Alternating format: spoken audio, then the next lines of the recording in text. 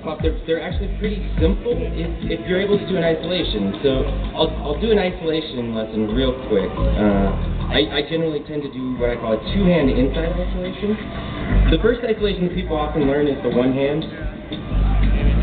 And that isolation is actually more challenging than the two-hand inside isolation because you have this like funny little moment where your hand has to like jump across the top. But if we start with two hands at the bottom of the hoop, I'll go ahead and do this with my back to everyone. I'm going to do this in the clockwise direction. My palms are facing my body, both hands. There's a lag on the mic, so it's a little head droopy. So my thumbs are together and I'm gripping the hoop at the bottom at 6 o'clock. I'm going to rotate in the clockwise direction. Once I get to about 9, I'll start feeling tension in my leading hand. I'm going to release and re-grip at the top. My palms facing towards me, pinkies together. Continue the rotation around. Release at 3 o'clock with your leading hand where you start feeling that tension again. And re-grip at the bottom once more. So that's a two-hand isolation. Go ahead and do that for a second, and I'm going to just talk about it while you do this.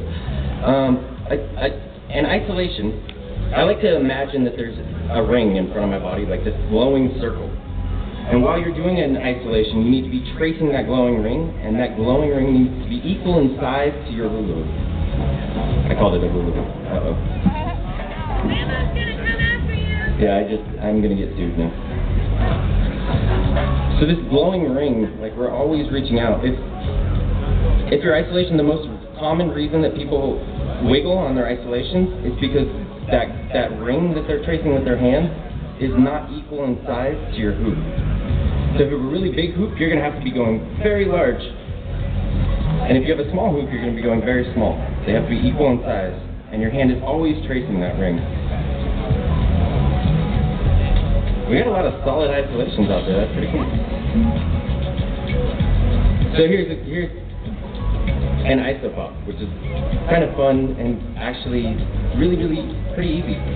If you imagine that glowing ring, I'm going to trace my hands around that ring.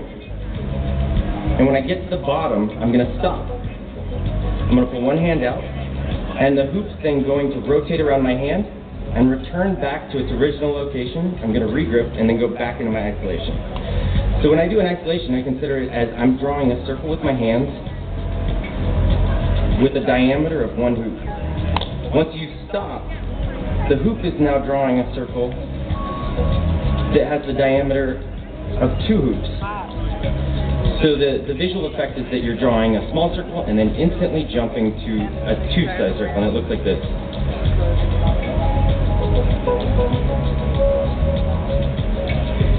So if we all start back at 6 o'clock with the two-hand isolation, palms facing your body, gripping the hoop, we're going to rotate towards 9, release with your leading hand, re-grip at the top, continue along, stop at the bottom. I'm going to remove my left hand. I'm going to let the hoop rotate clockwise around my hand. This momentum will carry it back around. When it gets back to the original location, re-grip with your other hand, and then continue with your isolation.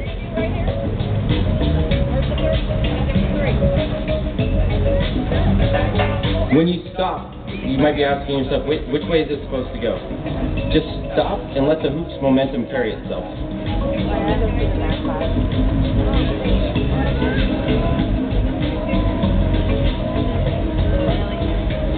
And in order to do this cleanly, you want to have your hand as static as possible at the bottom. I want my hand fixed in a location while that pop happens. I'm in my isolation, I'm out, I'm back in my isolation.